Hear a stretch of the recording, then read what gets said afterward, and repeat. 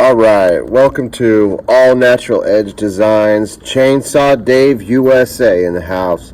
Just want to talk to you guys about, I got this beautiful conference table commission. This is a project that is going to be a blessing to not only my family, because this pays for all three of my children to graduate from private school. This is a I don't know, like a 10-year commitment. My son's in second grade. So, woodworking can do quite a bit for you. This project, I got all the way done, and, I spent all this time sanding and doing the resin work and kiln drying and all of this stuff. And it's black walnut, by the way. And I got to the point where I was just about ready to start talking about patching a couple little holes, and I started to look at it, and the holes, they got deeper and deeper, and I noticed, they started out like this, fairly small little cracks, you can see, not too big, but if you look, there's some bark in there. And what happens is, it's like the shape of a pyramid. And as I check out and kind of dig away a little bit of that bark, it gets wider and wider and wider, to the point where if you're going to try to fill that with resin, good luck. Because what happens is, it does this, where it makes little holes all over, and you really don't have time on your side. I mean, you're going to be fighting it. And this is a gorgeous piece of walnut, and I've done these huge fills because this is kind of like an accordion shape, where the slabs were all sister slabs, and I opened them out like accordion to do like a inverted book match type thing. But what happened is, now I've got the choice of, do I want to just throw a coat of oil on it, do a little bit of patching, or do I chase out some of this bark? And being the perfectionist I am, this is what it came out looking like. The resin pour has all these little holes in it, and I'm not happy with that, because that's a ton of time trying to fill each of those little holes. If you just pour a flood coat, it's like they're too small to fill. So the viscosity prevents it from actually getting into the hole correctly, and it just really takes forever. So this is a 24-foot boardroom table,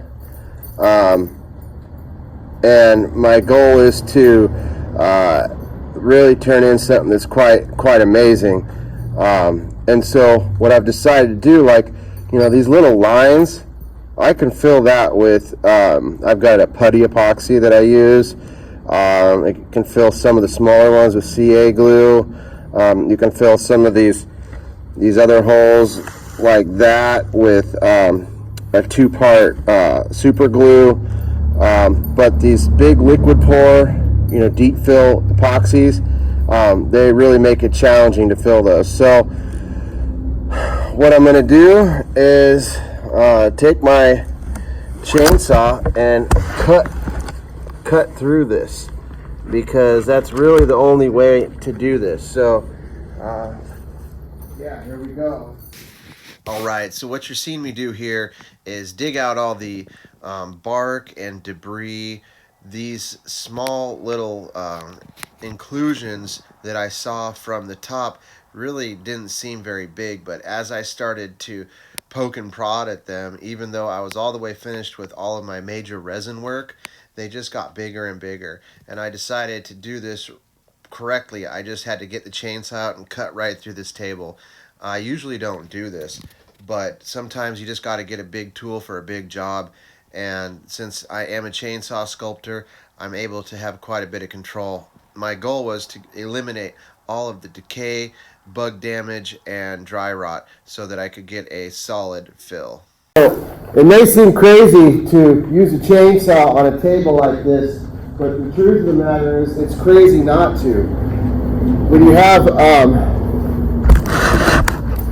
you have a piece that is this high of quality. Sometimes taking the right tool like a chainsaw and just punching through the table and widening out that crack, so that crack isn't such a small crack. You want to make it wide, at least on the bottom, and then fill it with a good amount of epoxy, because that epoxy is going to not only look good, but it's going to be very strong.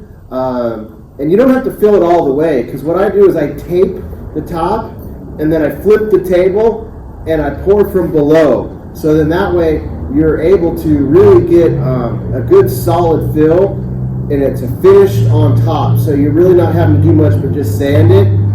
If you try to pour from the top to the bottom, now you got to fill up the whole cavity. On top of that, a lot of times it shrinks a little bit. So then you're doing another pour and another pour after it hardens. And each time you're talking like 3 or 4, maybe 5 days. I mean, if you can see outside, it's snowing. So trying to do something in this kind of weather takes 5 days. And if I'm going to try to do this, that could be up to 15 days just to do the epoxy part of this table. And yeah, I can't make a living like that, waiting 15 days on a table. So just for epoxy, because I mean, it probably takes a good 2 or 3 months to do a table like this anyways. I've been working on it for about a month already. I don't even have a base done, nor do I have finish on it. So yeah, it's a big deal.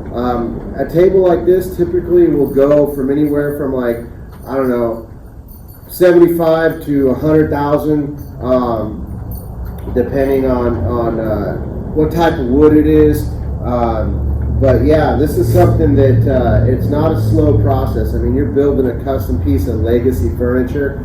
You damn well better take the time and do a good job. So with that, I'll say Chainsaw Dave signing out. Have a great day. Thanks for watching my channel.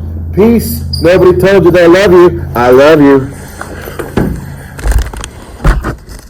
So the truth of the matter is, I just can't do this without you. I really need people to subscribe so I can keep making these videos. Thank you so much. Bjorn says to smash that like button. Don't forget.